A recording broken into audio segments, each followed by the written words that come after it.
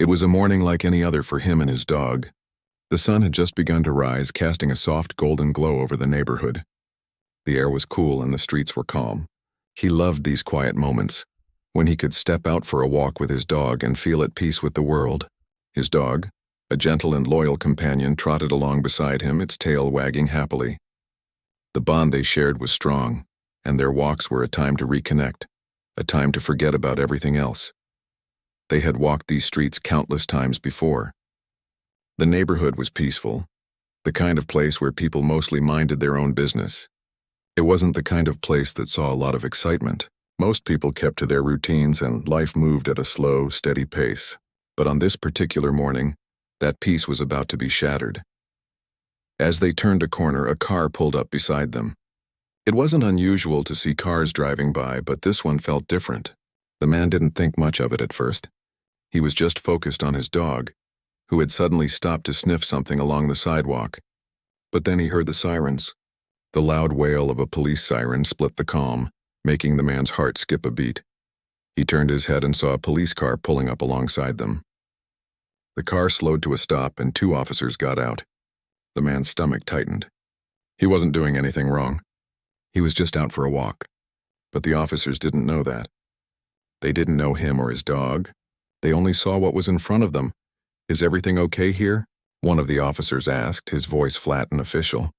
The man nodded, trying to keep his composure. "Yeah, just out for a walk with my dog. No problems here." The officer glanced down at the dog, and the man noticed the way the officer's hand hovered near his weapon. The dog, usually calm and friendly, started to growl low in its throat. It wasn't an aggressive growl, just a soft warning, but it was enough to make the officers tense up. They didn't know the dog, and they didn't know how it would react.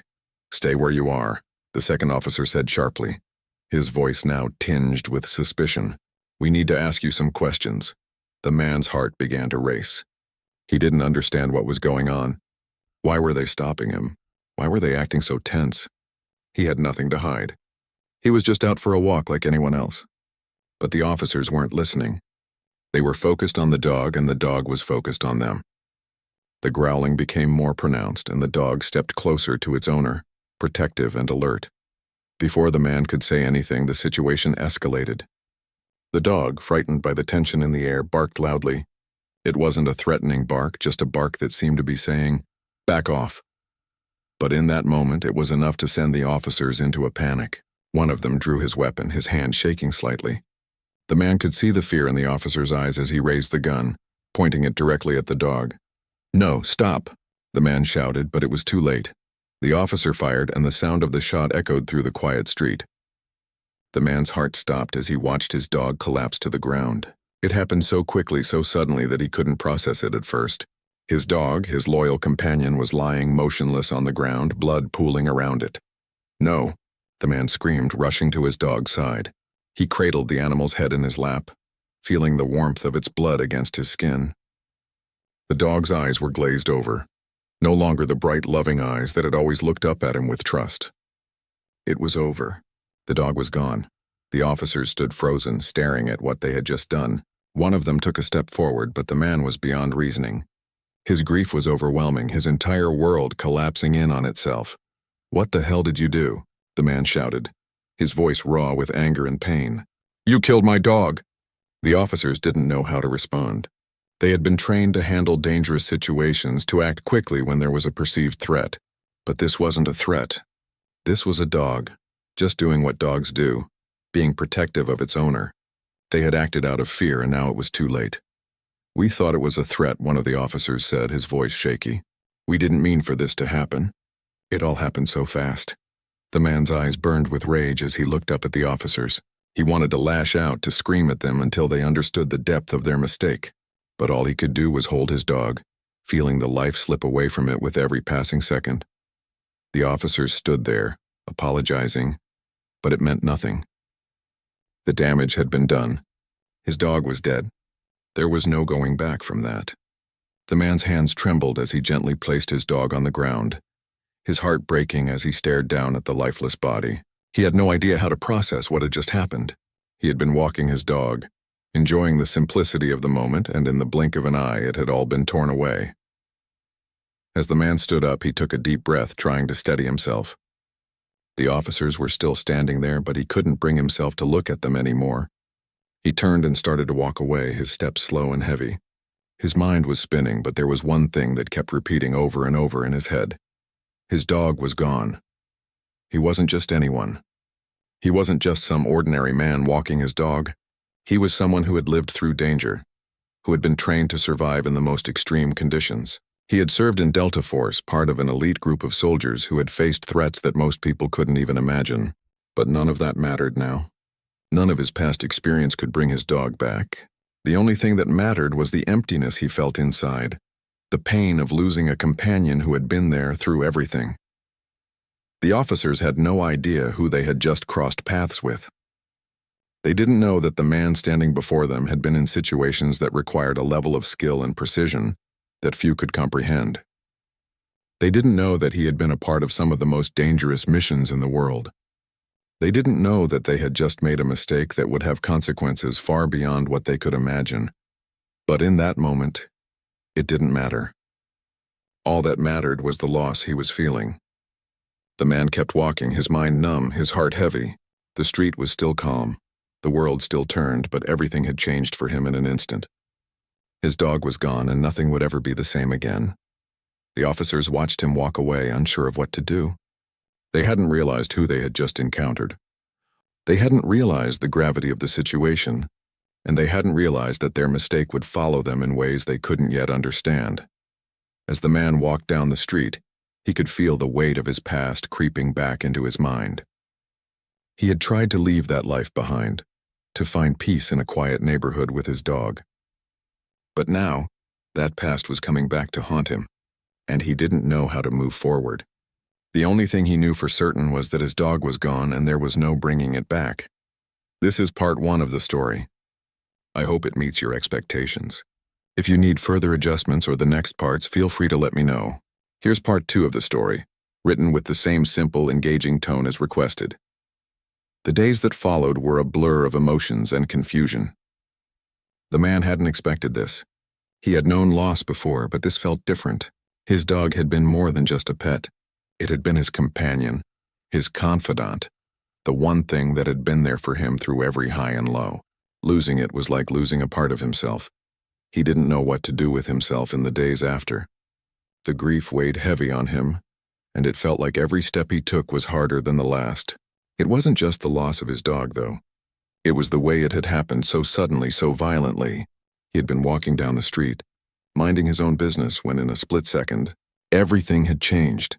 The man couldn't get the image out of his head, the sound of the gunshot, the look on the officer's face as he raised his weapon, and the feeling of his dog's body going limp in his arms. It replayed in his mind over and over again. He had tried to push it aside to focus on moving forward, but the pain of that moment was still too raw. For the first few days, he didn't leave the house. He stayed inside, keeping to himself. It wasn't like he was hiding, but it was easier to be alone. People didn't understand. They couldn't. They hadn't known his dog the way he had. They hadn't shared the quiet moments, the long walks, or the silent understanding between them. It felt like no one could truly grasp the depth of what he had lost. The officers who had been involved in the shooting had reached out, apologizing for what had happened. They seemed sincere enough, but their words felt hollow to him. How could they truly understand? How could they know the pain they had caused when they hadn't even recognized who he was?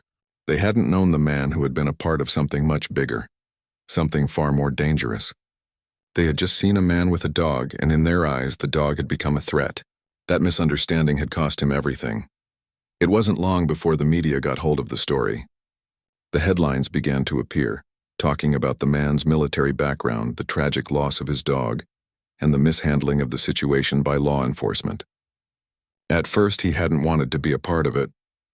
He had never been one to seek attention, but now, with the story spreading, he felt like he had no choice. His quiet life had been disrupted, and he didn't know how to put the pieces back together. The phone calls started coming in, people wanting to interview him, wanting his side of the story. The man ignored most of them. He didn't want to be in the spotlight. He didn't want to talk about his past or his military service. That was a chapter of his life he had closed long ago. But with the media attention, he knew that he couldn't avoid it forever.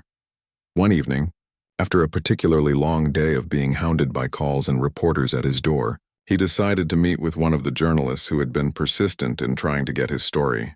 The man wasn't sure what he was hoping to accomplish.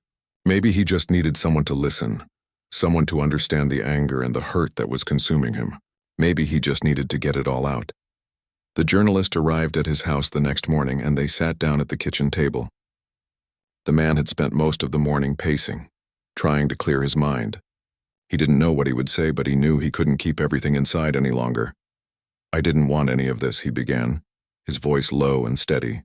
"I just wanted to live a quiet life, to enjoy my time with my dog, to leave the past behind me." But that's not how it happened. The journalist nodded, giving him space to continue. "I understand," she said. "This isn't just about the dog. It's about everything that's been building up. The loss, the anger, the way you've been treated. It's all part of it." The man looked out the window, his thoughts drifting back to the day of the incident. It's not just about the dog, but that's where it starts. That's where it all fell apart. They didn't know who I was, what I've done, and that's fine. I never wanted to be recognized. But they treated me like I was some random guy on the street, and they treated my dog like it didn't matter. He paused, his hand gripping the edge of the table as he tried to hold back the emotion threatening to spill over. They shot him, and they didn't even think twice. They didn't ask questions. They didn't even give him a chance. And that's what's eating at me. It's not just the loss of my dog. It's the way they acted without thinking, without understanding. They just saw a threat and they reacted, but they didn't even know who they were dealing with. The journalist remained silent, letting him speak. She could see the pain in his eyes, the weight of the memories pressing down on him. She knew that this was more than just a story for him. This was his life, his past, and his grief all wrapped up in one. When I was in the military, I was trained to handle situations like that. But this wasn't a situation where I needed to react. This wasn't about defense or survival. This was about understanding, about taking a moment to look at what's really happening. But they didn't do that. They didn't even try to understand. The man leaned back in his chair, closing his eyes for a moment. "And now, because of their mistake, I'm living with this. I have to carry this pain with me every single day." The journalist nodded, her voice soft. "I can't imagine what that's like. But what's important is that people know what happened. What's important is that this doesn't just get swept under the rug. Your story matters." The man stared at her for a long moment, his face hardening with determination. "I don't want this to be about me. I just want people to understand the cost of their actions. What happens when you act without thinking? What happens when you make a split-second decision that changes someone's life forever?" The journalist smiled gently. "Your story is important and people need to hear it. They need to understand the consequences." After the interview, the man sat in silence, reflecting on everything he had said. It felt like a weight had been lifted off his shoulders, but the anger and grief still lingered. He didn't know what would come of the media attention. He didn't know if it would change anything. But he knew one thing for sure. He couldn't keep running from his past. He couldn't keep ignoring what had happened. The next few weeks were a whirlwind. The media coverage intensified, with more and more people reaching out to him. Some offered their condolences, others questioned his actions, and a few even blamed him for what had happened. It was hard to know who to trust, who truly understood what he was going through. But through it all, one thing became clear. The loss of his dog had sparked something much bigger than he had expected. People began to talk about the incident, about how law enforcement handled the situation, and about how society often rushed to judgment without taking the time to understand the full picture. The man had become a symbol of something larger, a reminder of how quickly things could spiral out of control when misunderstandings took place. Despite the chaos and the media storm, the man remained focused on one thing: justice for his dog. He knew that the officers who had made the mistake were just doing their jobs, but that didn't excuse what had happened. They had acted out of fear, and in doing so they had taken something irreplaceable from him. As the days passed, the man felt a growing sense of responsibility. It wasn't just about seeking justice for himself anymore. It was about ensuring that something like this never happened again to anyone else. He had been a part of something much bigger in his past, and now he realized that it was time to step up once again. The loss of his dog had opened his eyes to the importance of standing up for what was right. It wasn't going to be easy, and it wasn't going to happen overnight. But he was ready. He was ready to fight for justice for his dog and for everyone who had ever been misunderstood or mistreated. This is part 2 of your story. If you'd like me to make any adjustments or move forward with the next part, just let me know. Here's part 3 of the story, written in simple, engaging language, keeping the tone natural and human-centric. The weeks that followed the incident were filled with a whirlwind of emotions. The man couldn't escape the thoughts that constantly filled his mind. They invaded his every waking moment, demanding attention. The pain of losing his dog was still fresh, but now there was something else gnawing at him. The realization that this wasn't just about him anymore. It was about something bigger. It was about the system, about the way people sometimes acted without thinking, without understanding, and about how lives could be altered forever in an instant. He had tried to go back to his quiet life, to pretend like everything was normal, but it was impossible. Everywhere he turned, there was another reminder of the day his world had shattered. The media had caught on to the story, and they wouldn't let it go. Interviews, phone calls, messages, it all became overwhelming. He couldn't escape the spotlight, even though all he wanted was to disappear into the background to find peace again. Despite his desire for privacy, the story continued to grow. The public's reaction was divided. Some people sympathized with him, seeing the grief and pain he was going through, while others focused on the actions of the police officers involved. The debate over what had happened that day spilled out into the media, onto social platforms, and into the hearts of many. It became a symbol, a reminder of how one wrong move could cause a chain reaction of consequences that no one could fully predict. The man felt like he was caught in the middle. On one side, he saw the public's support, their understanding of his pain, their anger at the officers' actions. But on the other side, he saw the harsh critics, the people who didn't understand what he had gone through, who blamed him for not doing more to control the situation. They didn't see the full picture. They didn't understand the depth of what had happened that morning. As the days went by, the pressure began to build. The officers who had been involved in the shooting were placed on administrative leave as the investigation into the incident continued. The man knew this was the process. He wasn't looking to get anyone fired, wasn't looking for revenge, but he couldn't shake the feeling that there had to be consequences. There had to be a way to ensure something like this never happened again. Not just to him, but to anyone. He knew what it was like to have a life upended in an instant. He had seen it happen on the battlefield, but that was different. In war, there was a certain clarity to the chaos, a reason for the decisions made. But this was different. This was a mistake.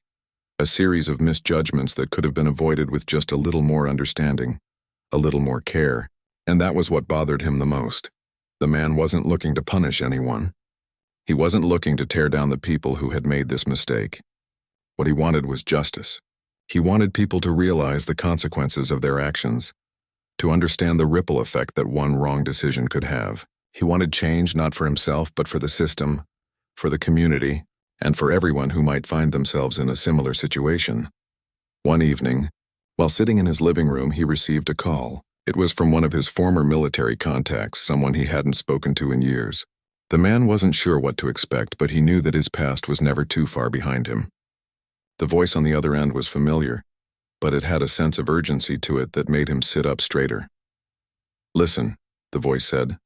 "I know you're going through a lot right now, but this is bigger than you think. The story's catching fire and people are starting to take notice.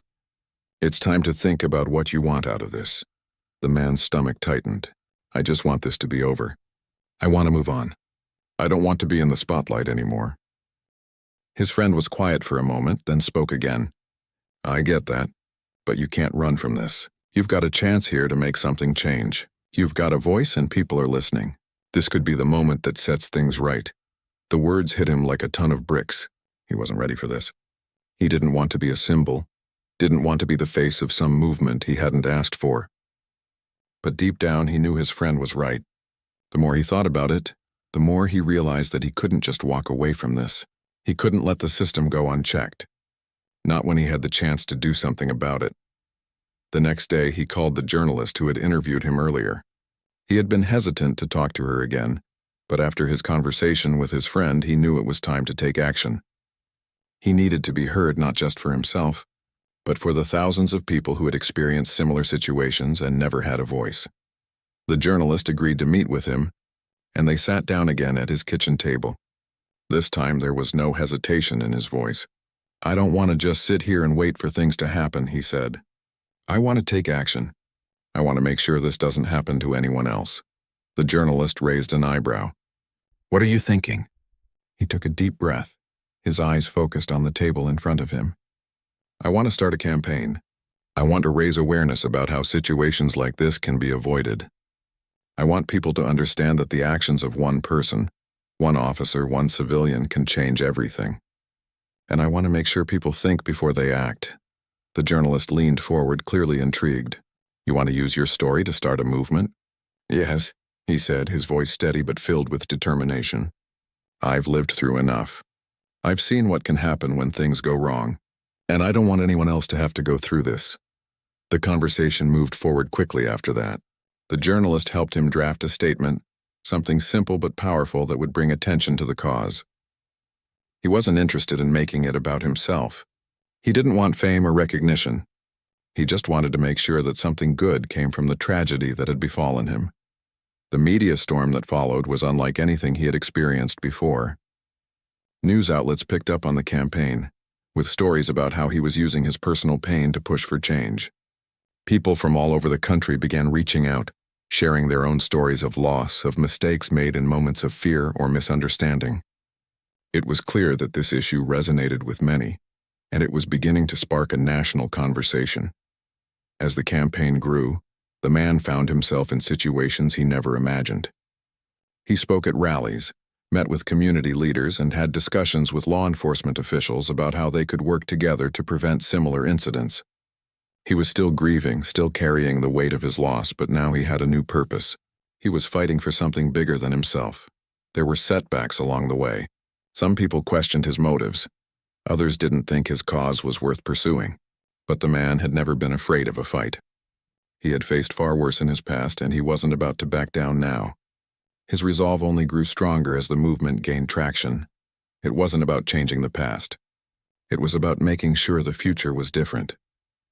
About ensuring that no one else would ever feel the way he did, that no one else would ever lose a loved one in such a senseless way. Through all the pain and struggle, the man had found a new sense of purpose. It wasn't easy, and it wasn't something he had planned for, but he had learned something important through all of this. When life throws you into chaos, you have a choice. You can let it break you, or you can fight for something better, and so he fought. For his dog, for justice, for everyone who had ever been misunderstood, misjudged, or caught in the crossfire of fear and confusion. He fought because he knew that this was the right thing to do. This concludes part 3 of the story. Let me know if you'd like any changes or need the next part. Here's part 4 of the story, written with the same simple, engaging language and tone. The man's campaign continued to grow, but so did the pressure. What started as a personal mission had transformed into something much larger, something that seemed to have a life of its own. Everywhere he went, people recognized him, not just as the man who had lost his dog, but as a voice for change, a symbol of the fight for justice. He hadn't asked for any of this. All he had wanted was to live in peace, to heal from the pain of losing his companion. But now he was at the center of a movement that was bigger than he could have ever imagined. As the campaign gained momentum, the attention became more intense. Interviews, public appearances, and media coverage consumed his time. It was hard to keep up with everything. His life had been turned upside down, and though he knew he was fighting for something important, he often felt overwhelmed. The weight of it all was heavy on his shoulders, and at times, he wondered if he could continue at this pace. The grief he felt was still there, lurking just beneath the surface, and it wasn't something that could be easily ignored. But through it all, he had found an unexpected source of strength. The stories of others, people who reached out to him, sharing their own experiences of loss, misunderstanding, or injustice. Each message, each conversation reminded him that he wasn't alone in this fight. There were countless others who had faced similar struggles, and together, they were building something powerful.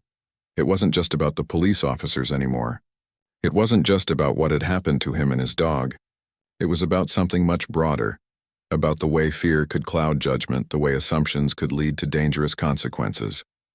The man had always believed in fairness and understanding, but the events of the past few weeks had shown him how easily those ideals could be shattered. One evening, after a long day of meetings and phone calls, The man sat alone in his living room, reflecting on everything that had happened. The house was quiet, the only sound coming from the occasional rustle of leaves outside.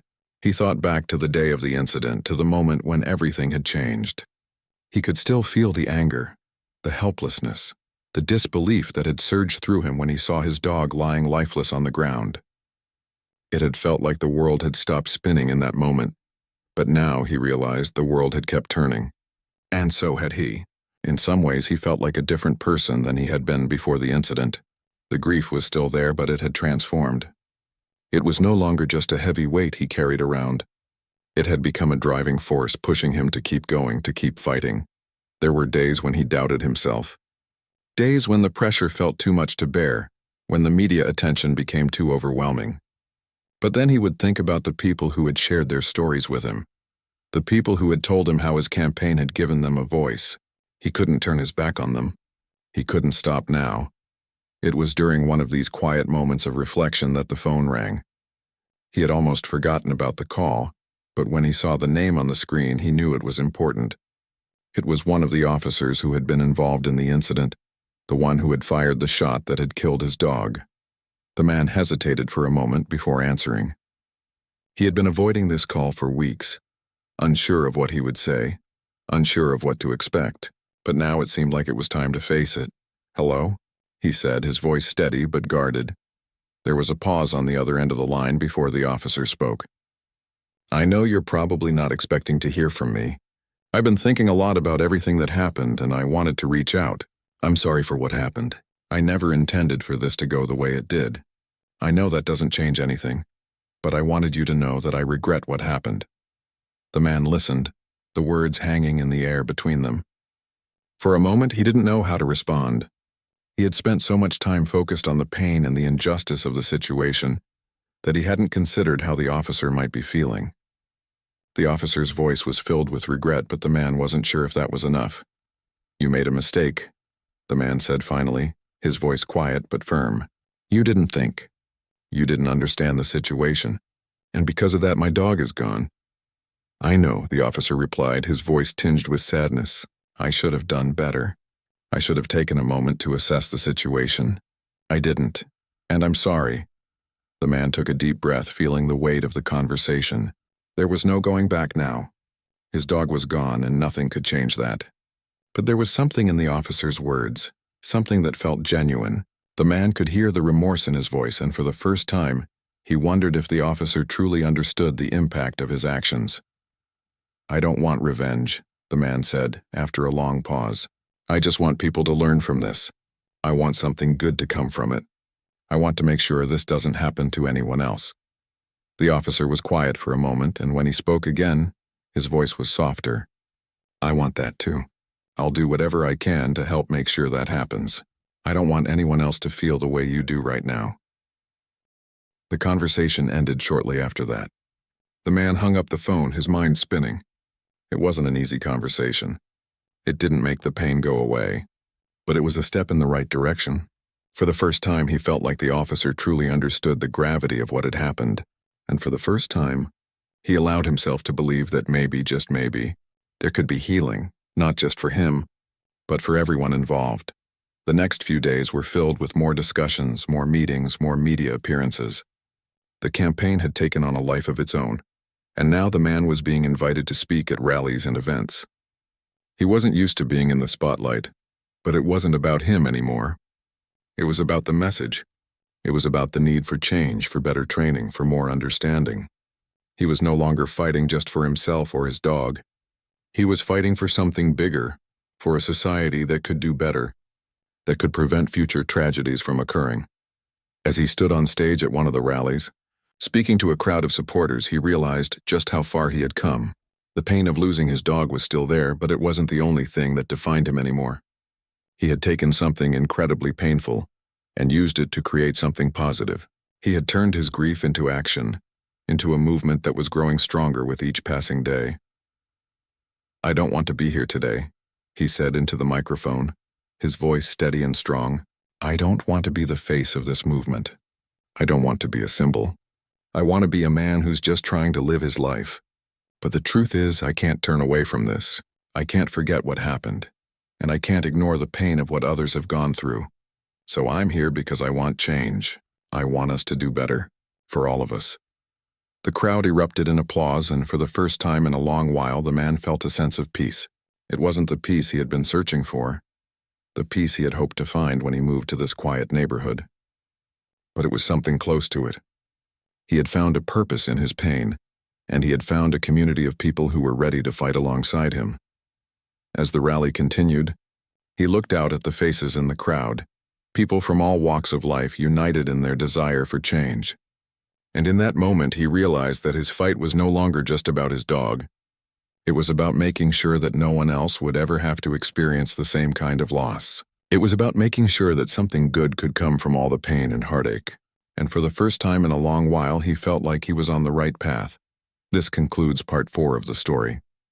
Let me know if you would like any changes or would like to continue with part 5. Here is part 5 of the story, written in simple and engaging language following the same tone.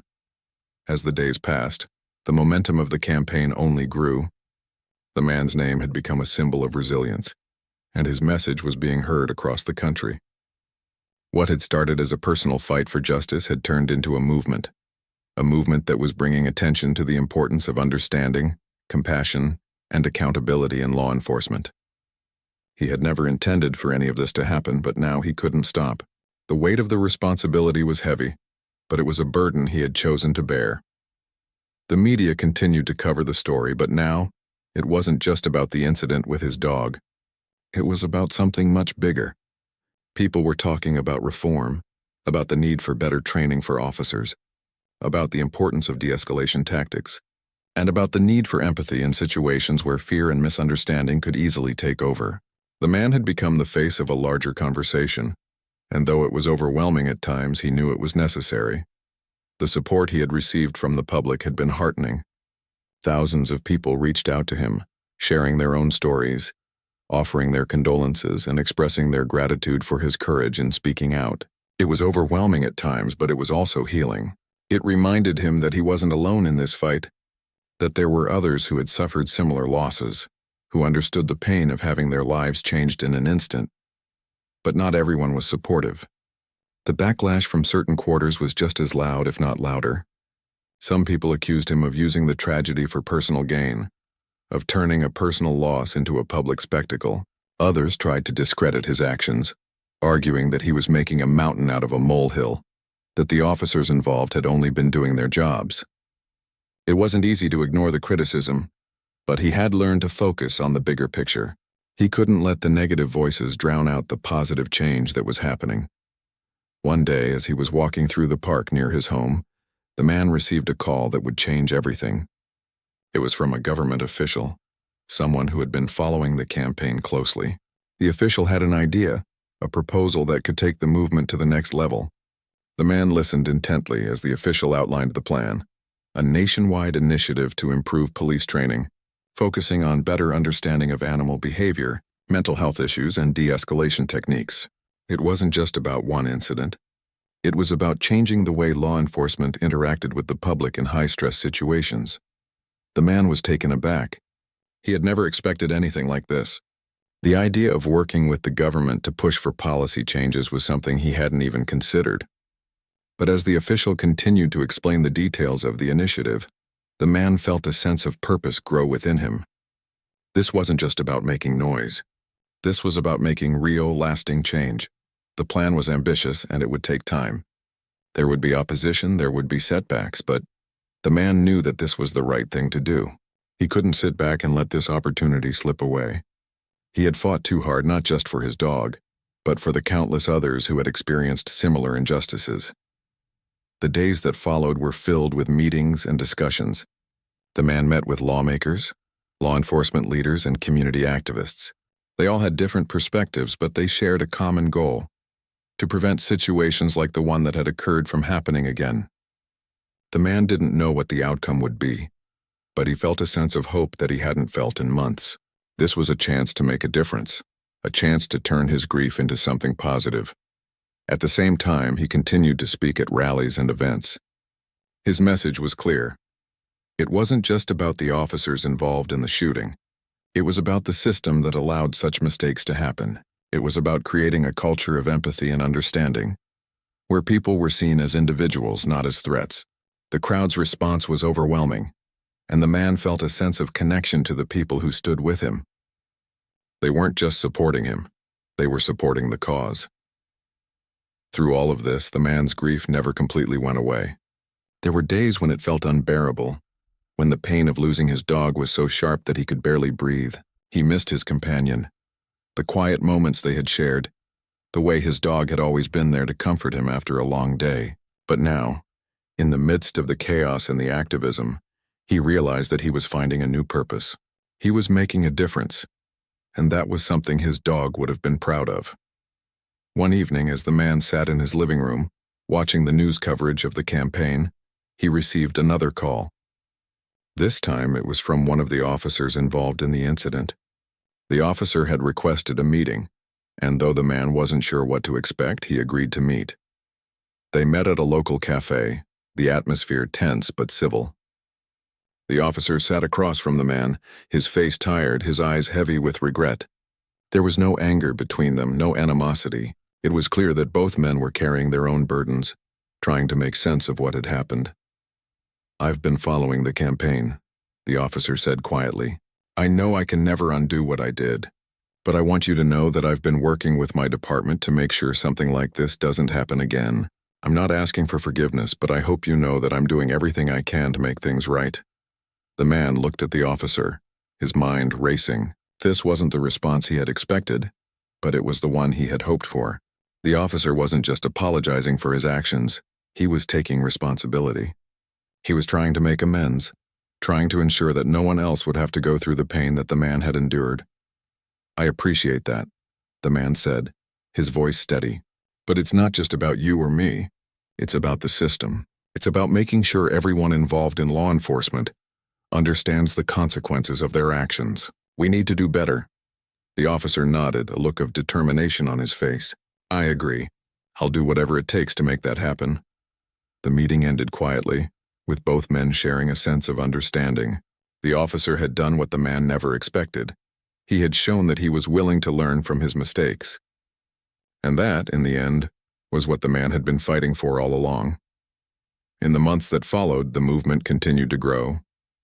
The nationwide initiative was introduced in several states, with a focus on improving police training, increasing community engagement, and fostering better understanding between law enforcement and the people they served. It wasn't perfect, and there were still challenges to overcome, but it was a start.